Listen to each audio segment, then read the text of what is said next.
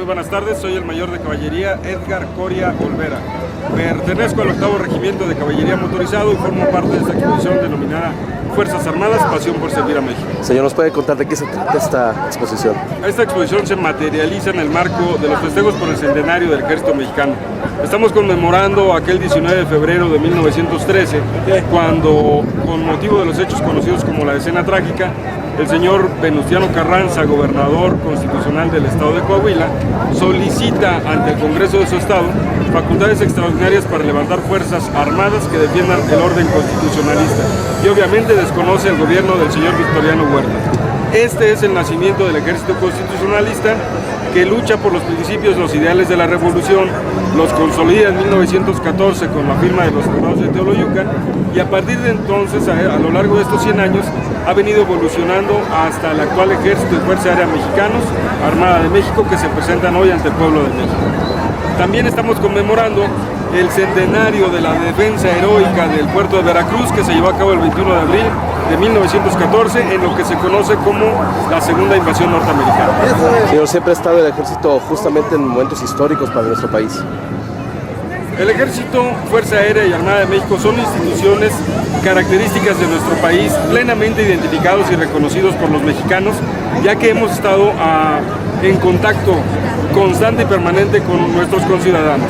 Esta exposición tiene como finalidad presentar a los ciudadanos mexicanos cómo están integradas, organizadas, equipadas y adiestradas sus Fuerzas Armadas. Es una manera de generar esos lazos de comunicación que deben de existir entre las Fuerzas Armadas y la población civil a la que defendemos o por la que trabajamos. Tiene como propósito también generar una mayor confianza de los mexicanos hacia sus soldados y marinos, es decir, al mexicano en uniforme que adoptó de manera voluntaria un compromiso con su país y que lo cumple día con día. Y siempre el ejército y las Fuerzas Armadas siempre está cerca de la gente les quiere mucho, les quiere bien. Agradecemos ese cariño y obviamente surge precisamente del contacto que tenemos con la población. El detalle de las Fuerzas Armadas es que somos un ejército, somos instituciones salidas del pueblo, somos salidos de un hogar mexicano, educados por maestros mexicanos, que de alguna manera por su influencia, por los principios que nos enseñaron tanto en las casas como en los salones de clases, nos encaminaron precisamente a la puerta de un cuartel o a la puerta de un plantel de formación militar con el fin de integrarnos a este servicio activo. Señor, ¿cuándo se inició usted? ¿Cuándo decidió usted entrar a las Fuerzas Armadas? Tengo a la fecha 25 años de servicio activo. Ingresé como cadete numerario al Heroico Colegio Militar el 1 de septiembre de 1988 y bueno, son 25 años de formación, de experiencia y de una gran satisfacción por el deber y el deber cumplido principalmente. ¿De qué manera le cambia la vida a un ciudadano mexicano formar parte del ejército o de las Fuerzas Armadas?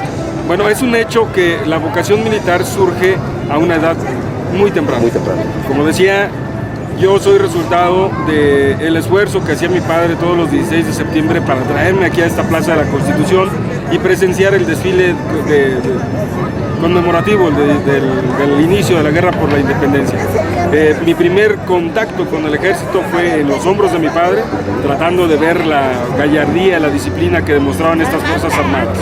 En cuarto año de primaria tengo una maestra que nos contagia con este patriotismo al contarnos el porqué del mes patrio. El mes de septiembre coincide con el inicio de clases. Esta maestra, en nuestro primer día de clases con ella, que por cierto éramos su primer grupo, ya al frente como maestra, llega vestida con el traje de China Poblana y nos cuenta el porqué el 16 de septiembre y por qué el 13 de septiembre. Pero bueno, en mi caso nos lo contó de una manera tan apasionada que ese mismo día yo ya había adquirido la ilusión de ser un cadete que defendiera al territorio mexicano ante una posible invasión extranjera. Esa misma maestra nos lleva en sexto año a un concurso de canto del himno nacional en el Estado de México, ganamos el primer lugar y el premio es la visita guiada al castillo de Chapultepec y al Heroico Colegio Militar en Tlalpan, Distrito Federal. Entonces imagínense esa sorpresa para un niño de 11 años, lo conquistó pisar el castillo donde se llevó a cabo esta gesta heroica y después descubrir que existe una escuela moderna donde se forman los oficiales, pues la ilusión se convirtió en meta. termino la secundaria, presento mis exámenes de admisión al colegio militar y obviamente desde ese entonces hasta la fecha son 25 años de formación constante, de preparación continua, de esfuerzos, de sacrificios, pero siempre con el orgullo, la satisfacción de estar cumpliendo un deber en un beneficio común, general para todos nuestros conciudadanos. ¿De dónde es usted? Yo soy originario de aquí de la Ciudad de México, pero obviamente desde mi graduación del Heroico Colegio Militar en el año de 1992 me ha tocado recorrer casi todas las entidades de la República Mexicana, así que pues conozco desde la península de Baja California Sur hasta la península de Yucatán o allá la frontera norte de Tijuana hasta la frontera sur en Tapachula. Oiga, ¿y qué vamos a encontrar en esta exposición que veo que está muy recurrida hoy? Es una exposición interactiva. Estamos presentando los recursos materiales con los que cuentan las Fuerzas Armadas para cumplir sus misiones constitucionales, pero sobre todo también estamos presentando el elemento más importante de toda institución, que es el factor humano. Aquí el soldado mexicano, los marinos mexicanos están conviviendo con nuestros conciudadanos, les estamos externando nuestras experiencias en el servicio activo, qué fue lo que nos llevó a un cuartel, a una escuela, y también estamos exhibiendo los recursos materiales con los que contamos, desde vestuario, equipo táctico, vehículos, embarcaciones, aeronaves, inclusive el ganado con el que estamos dotados en las diferentes unidades. Muchísimas gracias por la entrevista. Para servirle, muchas gracias y bienvenidos.